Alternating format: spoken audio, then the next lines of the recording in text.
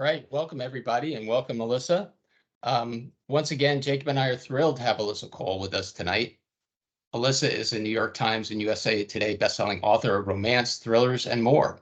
Her debut thriller, When No One Is Watching, was the winner of the 2021 Edgar Allan Poe Award for Best Paperback Original and the Strand Critics Award for Best Debut.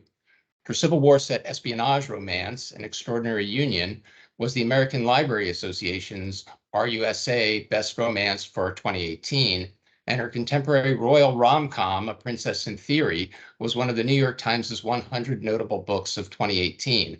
Her books have received critical acclaim from the New York Times, Library Journal, BuzzFeed, Kirkus, Booklist, Jezebel, Shondaland, Vulture, Book Riot, Entertainment Weekly, and many other outlets. When she's not working, Alyssa can usually be found watching anime or wrangling her pets. And please help me in welcoming Alyssa to tonight's event. Alyssa, I'm going to turn it over to you to do your reading in just a second. But before we get started on that, I have lived for like the last 30 years in Manhattan and the last 10 of those years in Brooklyn. So your novel is set in Brooklyn, and I have to say you nailed it. I mean, not just like the setting, but everything that's going on with gentrification. And we'll get more into this in the questions, but I just wanted to tip my hat to you. Do you live in Brooklyn? I mean, you must know the city very well. I did live in Brooklyn. Right now, I live in Martinique, which is in the French Caribbean, and very different from living in Brooklyn. But I lived in Brooklyn for like basically after I graduated college, I moved to Brooklyn, and I grew up in New York and in Jersey City, which is like just across the river. Yeah. So yeah, I spent most of my life in that. I was born in the Bronx, and I spent most of my life in that region. So the book was actually very, it kind of just was like this. Well, I guess we can get into it when we talk about it more. But yeah, I did try to really, make it in a way a love letter to Brooklyn, as well as like, all the things that have been kind of scary that have been happening in Brooklyn. I can see the love letter part. Do you still consider yourself to be a New Yorker? I do. I haven't lived there for 8 years now, but I still consider myself one. Yeah, I think once you're a New Yorker, you're always a New Yorker. Yeah. All right, I'm going to turn it over to you, and once you're finished with your reading, or Jacob will come back on. Okay, thank you so much, and I'm so glad to be here. Like thrilled and honored to be asked to participate. So this is my thriller, When No One Is Watching.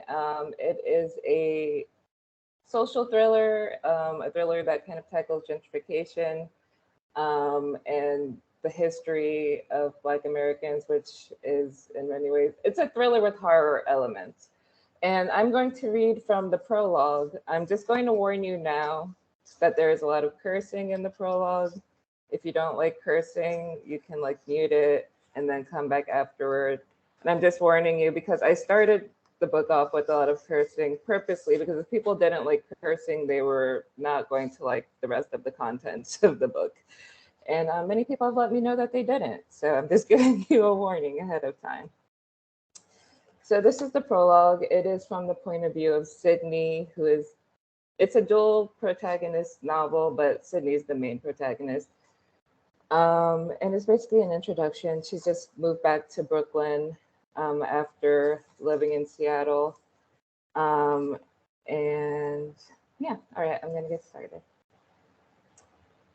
So, history is fucking wild. Last fall, on a night when my ass was getting well acquainted with the uncomfortable guest chair in mommy's hospital room, I numbly tapped and swiped my way to an article about a place called Black America. Not the label politicians use to place our concerns into a neat box full of worries they don't have to attend to immediately or ever, but an actual, tangible place, a slavery theme park that had opened in Brooklyn at the end of the 19th century. Slavery fucking theme park. Black America, the theme park, was built as an opportunity to become familiar with plantation life for those of the North who belong to a generation to which the word slavery has but an indefinite and hazy meaning. This was like 20 years after slavery ended. I mean, I too get nostalgic when an 80s jam starts playing on the radio, but these motherfuckers really needed to reminisce about owning humans? It was the those of the North part that really annoyed me. The North does not remember. In fact, the North has a super selective fucking memory, as if slavery was something that happened down there, even though there were enslaved Africans building, planting, and harvesting in colonial Brooklyn alongside the Dutch. People bury the parts of history they don't like, pave it over like African cemeteries beneath Manhattan skyscrapers. Nothing stays buried in this city, though. Anyway, Black America. White people came to Brooklyn to tour the faithfully recreated plantation. They sang along to Negro spirituals and took refreshment as they watched Black people, free Black people, pretend to be slaves. History. Wild.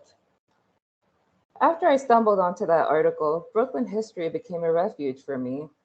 It blotted out thoughts of my failed marriage and the persistent sense memory of restraints chafing my wrists. It was something to focus on besides my mother's illness and the way everything was changing. Everything, no matter how much I wanted the world to stop spinning for just one goddamn minute. I decided to pay for one of those expensive historic Brooklyn brownstones tours. I lived in one of the beautiful old buildings for most of my life, apart from those few years in Seattle, but I needed a distraction and maybe an outlet for my frustrations. A Groupon discounted tour with a meeting point 2 blocks from my front door had been cheaper than therapy and 1,000 times easier to get an appointment for. I wanted to know what the tour guide said about us as they led crowds over the cracked blue slate sidewalks of Gifford Place. I wanted to know what the tourists were oohing and awing over when they clustered in front of our homes, looking through the present inhabitants in search of long dead grandeur. It was a day that actually felt like autumn, the weather cool enough to wear a cute blazer, and the oak trees lining Gifford Place ablaze in gold and red. I was struck by how beautiful my neighborhood was, bathed in these warm hues that contrasted so well with the brick and brownstone exteriors. How beautiful it had always been, despite decades of being ignored. Neglect had shielded us in a way, and watching strangers stroll through in their comfortable sneakers with Nikons hanging around their necks felt like the walls had been breached and the horde was marching in. The tour guide, Zephyr, was pale with a brown bob and a British accent that gave her a sense of cheery authority, though it seemed like she just memorized some Wikipedia facts. She didn't know shit about my neighborhood, really, but she didn't need to. The tourists weren't there to hear about Mommy's community garden or the time someone left a snake and some tarot cards on Miss Candace's stoop when they thought she was talking shit about them. They didn't want an anthropological deep dive into the relationship between bodega owner and lotto enthusiast or an oral history of stoop usage. Supper was just fine for them. She pointed down the tree lined street and asked us to imagine the Brooklyn of old. I stared at the spots where I'd skinned my knees rollerblading and got entangled up in double dutch ropes. But Duffer meant old, cobblestone roads and horse drawn carriages and homes owned by the elite old. It was probably easy to do for the people on the tour. The street was quiet and almost empty, as if my neighbors had sensed the approach of the interlopers and retreated into the safety of their homes. We started to walk, the leaves crunching beneath our shoes serving as the beat under Zephyr's sing-song voice. And this is the former Gifford Medical Center, originally the Vriesendal Sanitarium, completed in 1830 and shuttered in 2005, she said as we stepped into the street to bypass the chain-link fence surrounding the building where I had been born. The architecture was still striking, even with the boarded-up windows, but I'd known it as Medical Center, the hospital where either incompetence or ghosts would fuck you up, so I wasn't impressed. This building has recently been the center of controversy as it's one of the proposed sites for the next Ferentech Pharmaceuticals campus, Zephyr said. There have been protests by community activists who don't want the company here, despite the promise of hundreds of new jobs and a revitalization of the area. Those against the campus are also upset that an opioid research center is being placed in a community they feel was over policed during their own drug epidemic. It is a bit more complicated than that. My best friend, Drea, works for the city and have been keeping me and mommy informed of what would happen if Barentech chose our neighborhood, and none of it was good. Not for us. These people are never satisfied, a white man with graying hair grumbled. I glared at him, and so did a few other people, but he didn't seem to care. Zephyr ignored him and ushered us on. As we stopped in front of each brownstone, she carefully detailed the lives of the rich white people who lived there 100 years ago. What food they'd eaten, what kind of clothing they'd worn, the parties they'd thrown. That was all well and good, but as the tour pressed on, my frustration, my anger at being erased from my own life in so many ways I lost count, pushed my hand up in the air like the teacher's bane I'd been long, long ago, before I learned curiosity killed the cat. Zephyr narrowed her gaze at me for just a second, perhaps sensing my petty intentions, before saying, yes? So the stuff about the Vanderhoosets is cool, but the woman who lives here now was the first Black female head of an engineering firm, I said peevishly. Oh, thanks for that tidbit. She waved the tour onward and I followed, smirking because annoying people with history they didn't want to acknowledge is kind of fun. We stopped in front of Mr. Joe's house and Zephyr talked about some architect named Frederick Langston. The current owner is a jazz musician who traveled all over the world, playing with some of the greats, I cut in. He gives music lessons to children now. That's cool. Who do you tour with? The question came from a tall, solidly built white guy with dirty blonde hair, a heavy brow, and ridiculous cheekbones. He asked quickly, as if purposely trying to get the question in before Zephyr could talk over me. His gaze was focused, and something about the way he waited intently for a response threw me off. His girlfriend, a short, high ponytailed Lululemon type, nudged him with her elbow. Theo, stop disrupting the tour, she chided, as if he'd just dropped his pants to his ankles instead of asking a question, then looked in my direction as if her words also applied to me. The I wish a motherfucker would simmered in my veins at the familiar condescension in her eyes. For a moment, ponytail Lululemon's face morphed into that of the nurse, who looked me dead in the eye and said my mother didn't need more pain meds, even as mommy writhed and wailed on the bed beside us. I appreciate the bonus information. It's quite helpful, Zephyr cut in, her tone showing she didn't appreciate it at all. But this tour is about historically important people. And this is a historically Black neighborhood, but none of the important people you've mentioned thus far have been. What does that mean? Her face flushed, but she hit me with a customer service smile. Look, miss, I'm just doing my job. If you have a problem with this tour, you can send suggestions to the organizers. Or maybe you should, I don't know, start your own. And that's it. Awesome. Thank you so much for sharing that with us, Alyssa. The prologue is great because it does just a wonderful job of framing many of the social issues that are kind of thematically explored throughout this novel. Social issues like gentrification, which Paul had mentioned earlier on, racism, police brutality, the drug crisis, even this thing that I believe it actually happened in New York, where a pharmaceutical company bought an area in an urban area, correct, and tried to build this giant hospital or something like that. Well, there's been all kinds of stuff, but this was partially based on Amazon trying to build their headquarters or their campus in Queens. But there have been like all kinds of different things, and corporations taking over small neighborhoods, basically. So perhaps an evil of another name. Yeah. Right? So there are many of those types of things that happen in this novel. I mean, there's also the ever-expanding wage gap. Those are just a few to name off the top of my head. There's also a lot of points in the novel where, like, you pull actual events from history, like this amusement park in Brooklyn that actually existed, and sounds horrible, obviously, by today's standards and stuff. in sense of like you're writing thrillers and everything, where do these social issues and history add to that genre? Are they something that deserve more attention within the genre? Um, what made you decide to write about them, I guess, as a thriller? Um, so I feel like this book was the culmination of several things. So even though it's my debut thriller, I've been writing romance novels since 20, well, the first one was published in 2014. And my romance novels usually deal with some kind of social issue. I know people don't often think of that when they think of romance novels. I'm not the only person who does that. Many, many, many romance novels deal with social issues. And one of the things that I loved about that in romance is that you can take these, and I wrote a lot of historical romances as well. So one of the things for me is that you can take these situations where if you handed someone a history textbook, they might say, I don't really feel like reading that right now.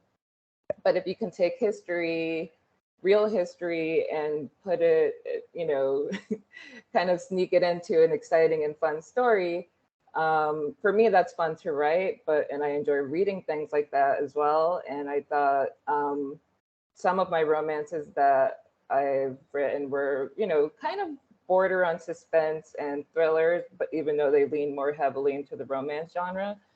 So for this story, it was kind of a culmination of like, because so many of those books were romances, even though they dealt with really heavy things, like I have one series set during the Civil War, a book set during the Revolutionary War in New York, and kind of books that have taken place at various time points in American history. I wasn't always able to like fully delve into like how atrocious so much of the stuff was that was going on. Right. Like I was, but because the overall, I didn't want to like completely overwhelm the reader with like how horrible everything was. But I was reading all of these horrible things and like, hinting at them and like still trying to include them in an emotionally affecting way, but also not wanting to kind of flood the reader with all of this, in addition to, having the romantic story. So, and then also, as I was saying earlier, I grew up in the Bronx in Jersey City and then lived in Brooklyn as an adult. And just kind of remember every time like Jersey City underwent like a huge gentrification. And every time I would go home, I would be like, oh, like, where's the video store? Where now there's like a giant building there. Where is, this thing? And kind of just started to feel increasingly like this wasn't the place that I grew up in. And then I was living in Brooklyn at the time, so I was seeing it, there as well in real time. So it was just kind of always in the back of my mind of like, this is like something that just feels so overwhelming. And I was trying to figure out how to put it into a story. And there's kind of like the beginnings of me tinkering around with this idea in one of my romance novels that's set in Scotland. Oh, okay. But then there was so much stuff going because gentrification is happening everywhere. Right. But there was all of this other stuff going on, like the secret love child of a duke and all of this other stuff.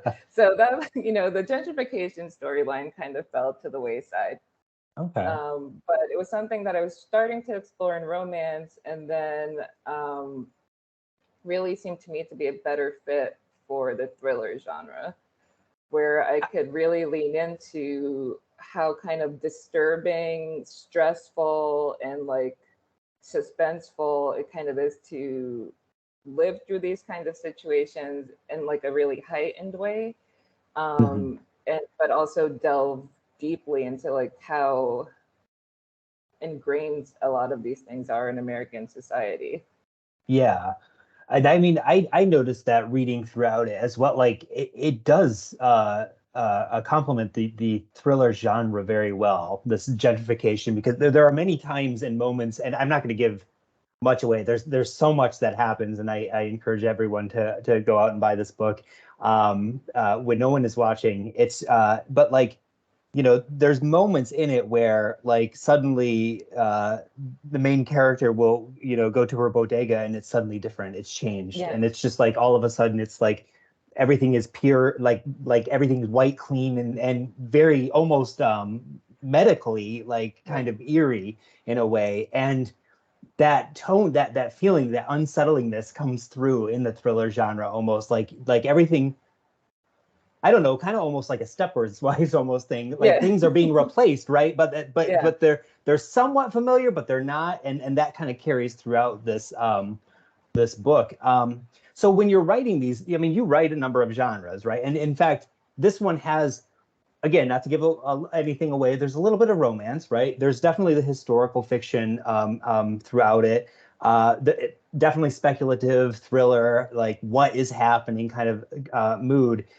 When you begin writing a story, I mean, do you know which genre? Do you say, I'm going to write this historical piece? Or is it more, from what I understand, that you kind of discover something new and interesting, and it's like, I want to share this with someone, so I'm gonna implement this in my fiction. I'm gonna share this story about this duke and his son, or whatever the case may be. Yeah, I think I often, can decide that there's going to be, that it's going to be romance, or it's going to be, romantic suspense, or it's going to be a thriller. Mhm. And but often my work ends up being kind of a mashup of genres. Like there will be like one predominant genre, like in this one there's a thriller, but there are elements of horror, speculative fiction, like you said, and historical. And my romances, there will often be an element of like mystery, even though it's like, a contemporary royalty romance fairy tale retelling. But then like in my book of Princess in Theory, there's like a mysterious like pandemic, unfortunately, a mysterious virus. And I was like, why did I write this? The heroine is an epidemiology grad student. And in the last few years, I was like, oh man, like not going back to read that book right now. It turned out to be fine in the book. It wasn't really a big thing. But like things like that. So even though like on its surface, that book is like a royal kind of the Prince and the Pauper meets Cinderella type story, there's also like an undercurrent of like mystery of like, what is this disease that's happening in the country? I really enjoy just kind of adding elements from different genres. I write sci-fi romance as well, and varying levels of in-depthness to the sci-fi elements. I have one story, The AI Who Loved Me, that, started off as like, oh, it's a funny story about a woman whose next door neighbor turned out to be a hot artificial intelligence. But then it turned into like a rom-com slash thriller slash dystopian romance. So I kind of just like sometimes end up just putting in various elements of different genres in a way that hopefully readers still enjoy, even if it isn't exactly what they were expecting when they picked up the book.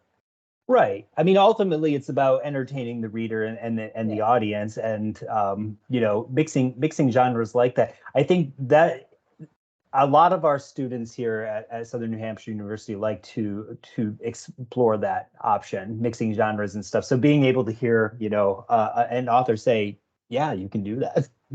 That's something that you can do.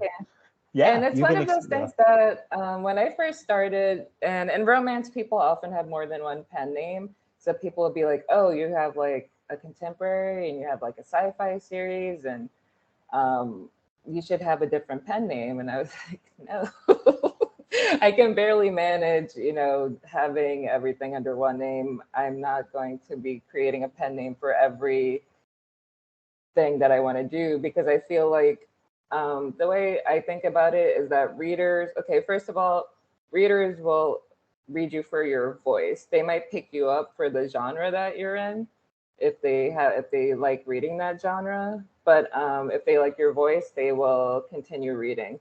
And this for me has been true from the beginning. So my first series was like sci-fi, I call it cozy dystopian, but the first book was a heterosexual couple who were like in their late 20s. The second couple was a gay couple in their late 20s. The third couple was a younger 20s couple. And people were like, oh, you can't just like switch orientations. And I was like, why not? Like people will read it. So people who said, okay, I read the first book. I don't usually read MMs, but I'm going to try the second book and I really enjoyed it. And generally, I find if people like your voice, they'll at least try your other books. And if they don't like it, then they'll just say, okay, well, I'll stick to reading the, the genre or subgenre that I like. But I think so many authors now are spreading their wings even more and like writing all different genres. I know there's another thriller writer, Rachel Housel Hall, who has like a fantasy novel coming out very soon. So I think people are really starting to not feel as confined to like, I must only be a thriller writer, or I must only be a romance writer. Right. Well, that's awesome. I mean, and I think that yeah, there's just endless opportunities, I think, to be able to mix genres and stuff. And it's just, having to master the craft, of course, to make sure that you can carry the narrative and everything. But it's something worth exploring. Well, I don't want to hog all the questions and stuff, so I'm going to hand this over to Paul, my colleague, and he can ask a couple as well. So thank you so much, Alyssa. Oh, thank you. Thanks, Jacob. I was listening in the background there, just chortling and really enjoying that conversation. And just to kind of, actually, before I jump into my questions, I wanted to just remind our audience that you can ask questions too. Just click on the Q&A button on your screen, and you will be able to choose to ask a question. And we would love to get your questions so that we can uplift them to Alyssa. So Alyssa, you mentioned like how you combine genres within particular works, but you're also writing across a wide variety of genres. But I think, and I agree with Jacob, it's like super liberating for our students to understand, wow, this is something you can do. But I wonder if students, or in fact, I know that students still are still worried that, well, maybe I can do it. Maybe somebody like Alyssa Cole can do it, but isn't my publisher going to be pushing back against that? Aren't they going to want me to be restricted to just one genre, at least until I establish myself as a better known writer? I think it depends on the publisher. But I think that, even now I'm seeing people who have a debut that's like kind of firmly in one genre, and then their second book is kind of, there'll be elements of fantasy or some, more thriller. So I think publishers are also opening up more to the fact that people don't need to just write one genre in order to maintain a reader following. I think in the past they were more rigid with that. For me, it wasn't really an option because I would have to write what I needed to write, and I've been lucky enough to have publishers who have worked with me on that, and to also self-publish when publishing wasn't an option. Like when I first started out, I was self-publishing historicals and publishing anthologies with other romance writers because people said, oh, well, diverse historicals, no one's going to buy that. And then I was like, okay, well, we can just publish it. And hey, people did want to buy that. And now more of them are starting to be published and hopefully continue to be published. But it's one of those things where if you have a specialty that you want to write in, of course, that's totally fine. But if you aren't sure, or if you enjoy writing various things, I think that it's totally doable. And also to think about it like as something that you can take your time with, because ideally, writing is going to be a long haul career. So you can kind of think about, okay, maybe at the beginning I'll write more of this, and then maybe I'll get tired of writing that. I want to try something different. You shouldn't feel like you have to be stuck writing one thing for your entire career. Like you wouldn't stay in the same job for your entire career if you started getting bored from it. So, right. And like you said, if you establish your own distinctive voice as a writer, then your readers are going to follow you in whatever genre you're writing in, hopefully anyway. Yeah. So we are starting to get some questions in. Oh, actually, this is somebody, Amina says, no question. I just wanted to say I love her work. Read that book and bought copies for my sisters. Thank you. So I want to go back to something that you mentioned a little bit earlier, that there are kind of horror elements in your book. And when I was reading this book, I was thinking a lot of like Get Out, and I was thinking of Lovecraft Country and Tannereve Dew's work on Black horror. And I wanted to ask you to talk a little bit about, because it seems to me that there's kind of, maybe movement is not quite the right word, but it seems like there's a common thread going on among a lot of writers of color, in not just in the thriller genre or the horror genre, but across a number of genres that nevertheless share certain things in common. Yeah, I think that, you know, even if you go back to early writings in the early 1900s, like short stories from Black writers and, you know, early novels, a lot of those also have a kind of, even if they aren't specifically horror, there are sometimes these kind of horror and suspense elements. And I think that that's one thing that and this kind of also relates to the question Jacob asked earlier that I didn't entirely answer, which is that like thrillers and genre writing or genre novels in general, but thrillers specifically, can really provide you with a way of exploring some of the things that within a community are like terrifying and like horrifying, but that might not always be widely known or like understood outside of the community. Like, for example, one of the things that was interesting to me is like sometimes I would see, like, I generally get good feedback from people about the book. If people don't like it, they generally don't tell me directly, which is fine with me, and I don't go reading reviews. So, you know, so, like I said earlier, people would like be upset about the cursing and stuff like that, but you know, that's whatever. But generally there would be some people who'd be like, oh, it started off so slow and I didn't get, and then other people who were like, oh my God, I was so stressed out from the beginning of the book. And like, I think, you know, there are some things that are like, whether you have a personal understanding, whether that be because of your lived experience as a Black person, or like you living in Brooklyn and knowing what's going on, that you are picking up on the hints that are being put down. So for me, one of the interesting things when writing was like trying to have levels of understanding, like, okay, I'm going to put this here. Not everyone is going to understand, but the people who understand are going to be really freaked out by this small thing. And like, if they don't understand, maybe later on they will pick up on why that was, like in a traditional thriller, okay, you'll understand that that was a clue and not just a random thing that was there. But some people will immediately know. But I do think the format, the way suspense is built, and the way that there's also in a psychological thriller, this kind of like wondering if like the world is out to get you, and this kind of paranoia that in many communities is not paranoia. Well, that's it is what you it's what you have to do. Yeah. That's what I was thinking as I read your book. Again and again, I kept thinking of that old saying, just because you're paranoid doesn't mean they're not out to get you. Exactly. And it's like a lot of the, like, and when writing this, it was also kind of weird because like some things I was like really trying to be fantastical about. And I was like, you know, even this is something that has happened.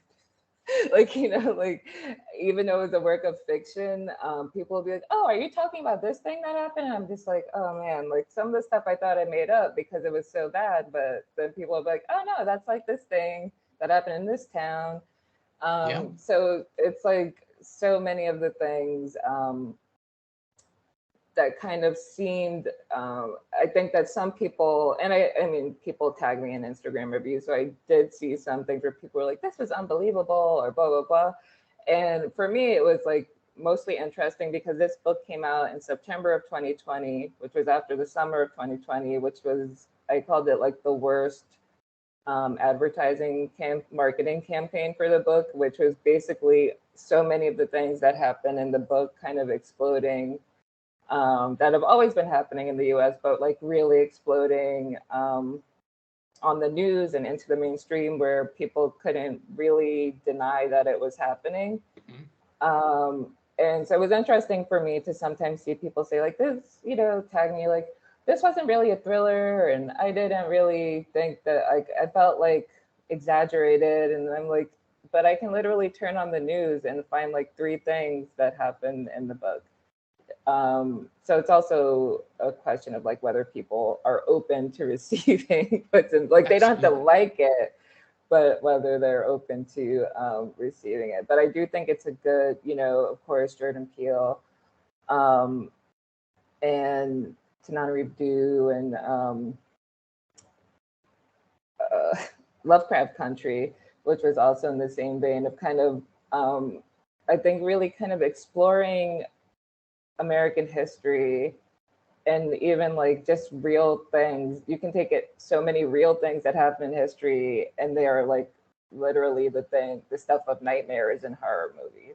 Well, exactly. I mean, you know, I think there's a strain of horror, for example, that is like all about kind of escape. But then there's a kind of horror that is all about engagement with reality. And I mean, you know, there are elements, especially of, you know, American history as it relates to, you know, minorities and Black people, and that is a horror story. I mean, there's just no way around it. It is literally a horror story. It's not a horror story as a metaphor. It literally is a horror story. And I think with works like this, that they can be a way of kind of, well, first of all, cathartic, a way of, a form of catharsis in writing it, but also a way of kind of, you know, horror movies, like romance, horror generally has an ending where the good guys win and the bad guys don't. So, and thrillers and mysteries as well. So kind of using that format of like, okay, we have this situation, but we can now kind of subvert it to explore these kind of things that don't often get spoken about, you know, or that people don't want to talk about. They get spoken about, but that a lot of people don't want to talk about, or that kind of gets seen as, oh, well, that was in the past and it's not happening now. And as though, you know, through the stories and the characters kind of exploring how these things have an impact, but also having the catharsis of showing that they can be, you know, overcome.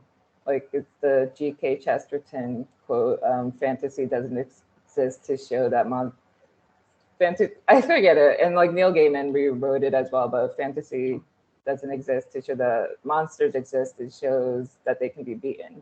Right. And I mean, it also shows, I mean, books like yours show that, you know, it brings to mind that Faulkner, famous Faulkner quote, you know, the past isn't past.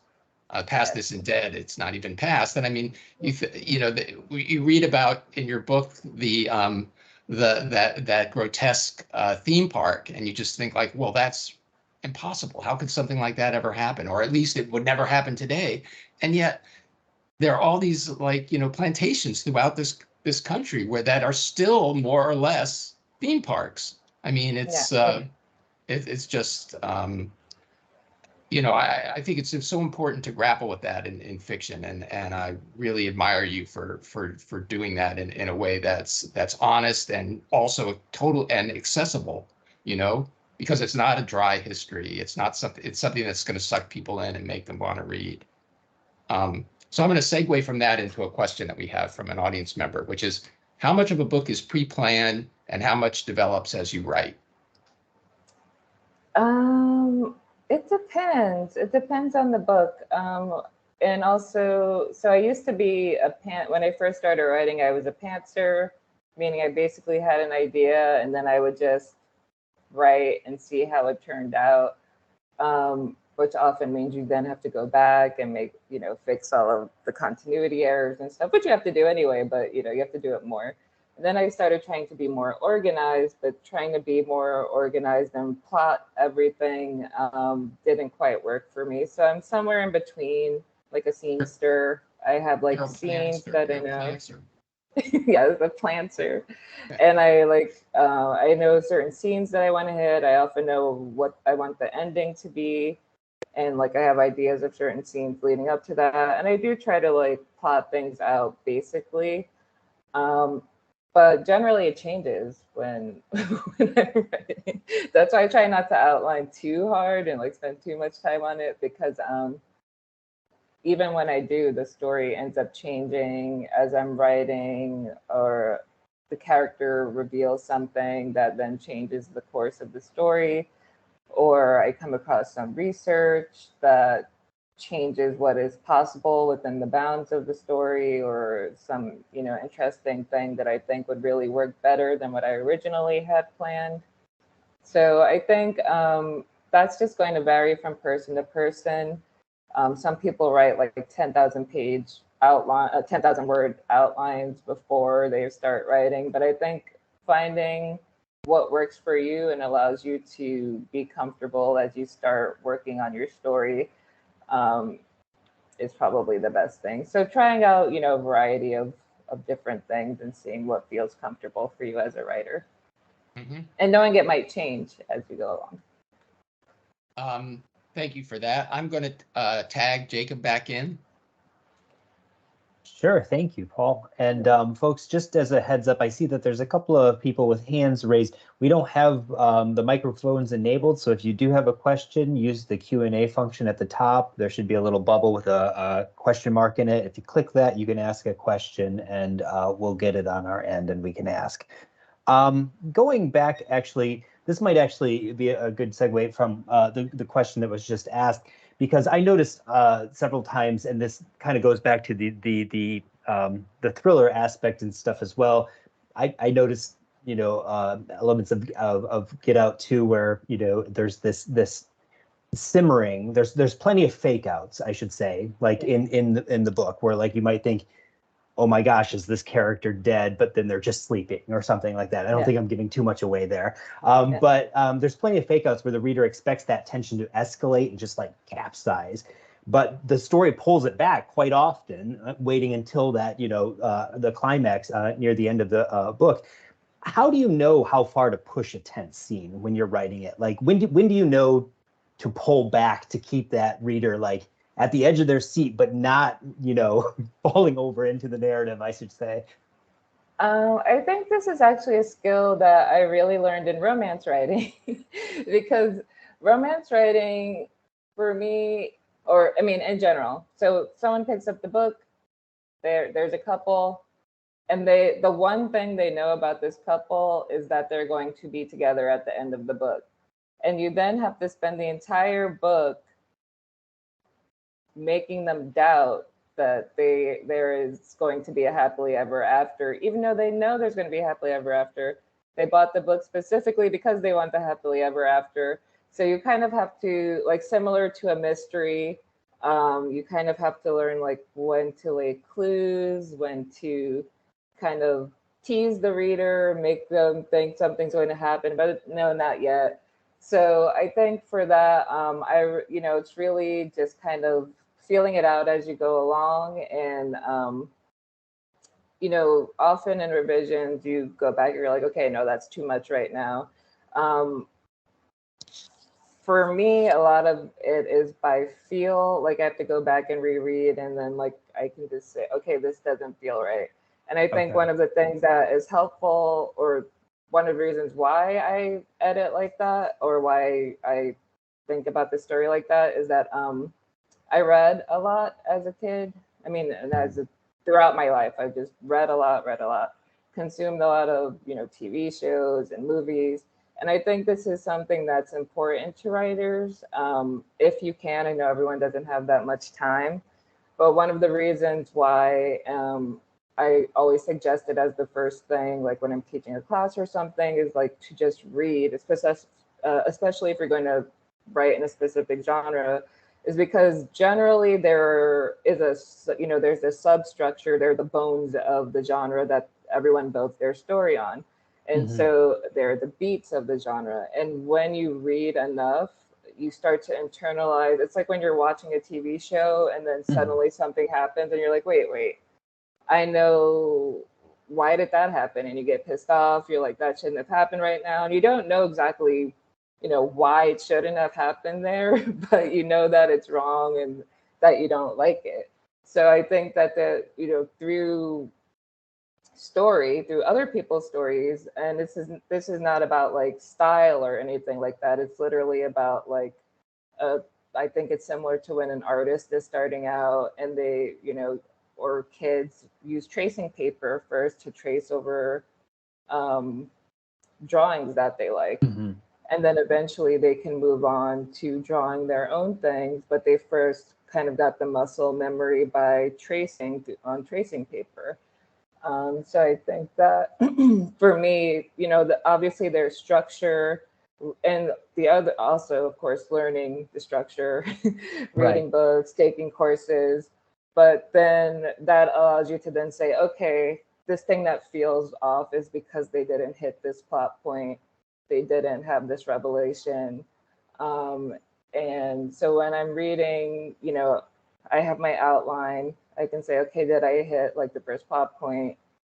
Maybe I need to add something else here because it doesn't feel like right, or this seems too much information at the beginning, and maybe I'll be able to figure out what's going on. So it's kind of like a constant. The way I write is like constantly revising. Like, oh no, this needs to change. This needs to change. This needs to change. Which is also why outlining doesn't always work. Okay.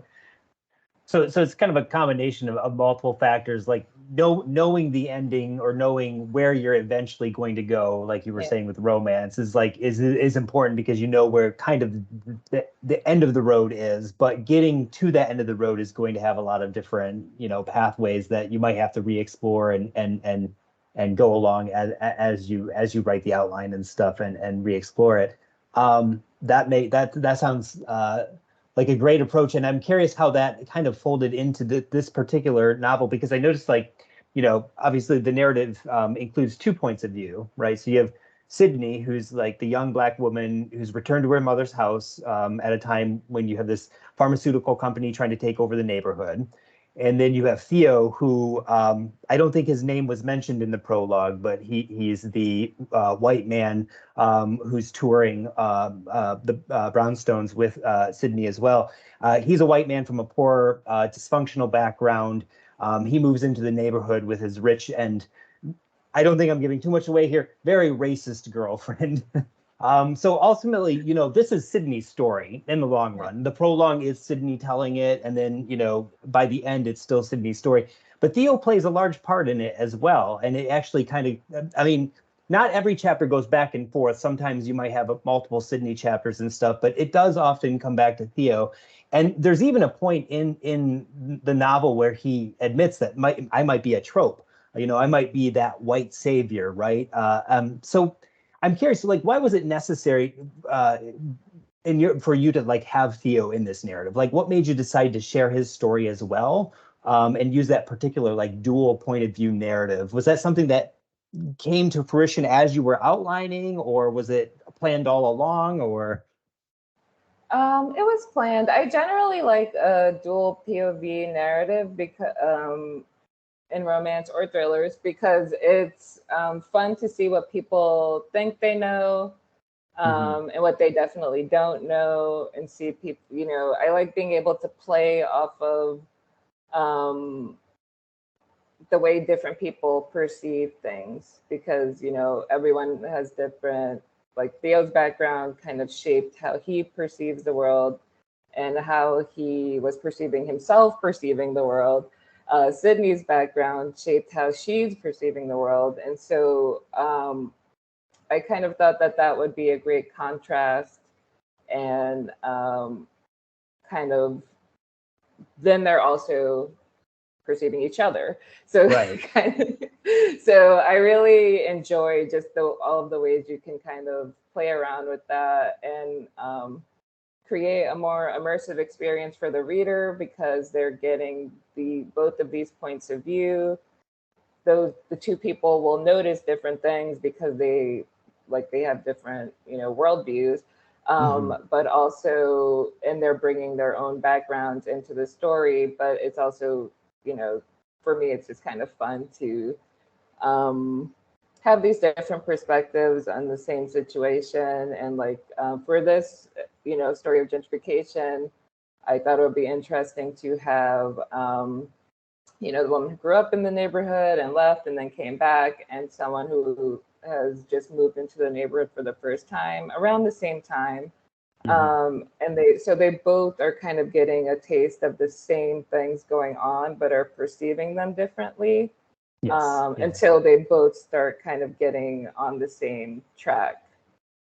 Right. Yeah, there is that eventual merge, and you do see it's interesting because like Theo, I think the reader can notice that Theo kind of grows as a character as well, because there's even moments early in the narrative where you're like, well, that's kind of a racist thing to think or say, like that Theo thinks or says about, like perhaps a Middle Eastern bodega owner or something like that. Yeah. And you're like, you pause, but as the narrative progresses, he does become more attuned to the neighborhood and seeing what is actually happening and kind of opening his eyes. And so like, as that progresses, that the two narratives do tend to merge or closer and closer together, which is a really cool concept, and I think really helps escalate that tension as you get closer and closer to the end too. Which I mean, like I said, folks, if you haven't picked it up and stuff, please do, because it's just like it's one thrill after another as it picks up, and it's just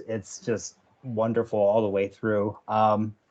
Well, Paul, I don't have any other questions in the chat. Do you want to hop on and ask one more before we close it out for the night? Yeah, I can ask one more because I agree with everything that you just said about this novel. So what I want to know is there a movie coming out? Is there a series? There's got to be interest in filming this. There is interest. There's the possibility. I haven't heard anything in a while, but hopefully something will come of it. Okay, well, I certainly hope so. I mean, it seems like a natural. Sometimes you read a book and you're just like, what are they thinking? Why aren't they all over this property? So, I mean, I know that's like a bittersweet thing for you to hear, probably, but well, hopefully something will come of it. I certainly hope so too. I guess the last question I want to ask is kind of like, you mentioned romance and how important that has been to your career. You began as a romance writer. There's always a strong element of romance in your work. And I think a lot of people came to you through romance first and maybe even still think of you primarily as a romance writer, or at least in the context of romances. You were also kind of involved in the dust-ups over at the Romance Writers of America, in which that organization just spectacularly shot itself in the foot again and again and again. Just mind-blowing. But what else is there out there for like, BIPOC writers who are interested in romance? Where can they go? Has the RWA redeemed itself? I mean, are they a legitimate to place my now? knowledge, they have not. I honestly haven't paid that close.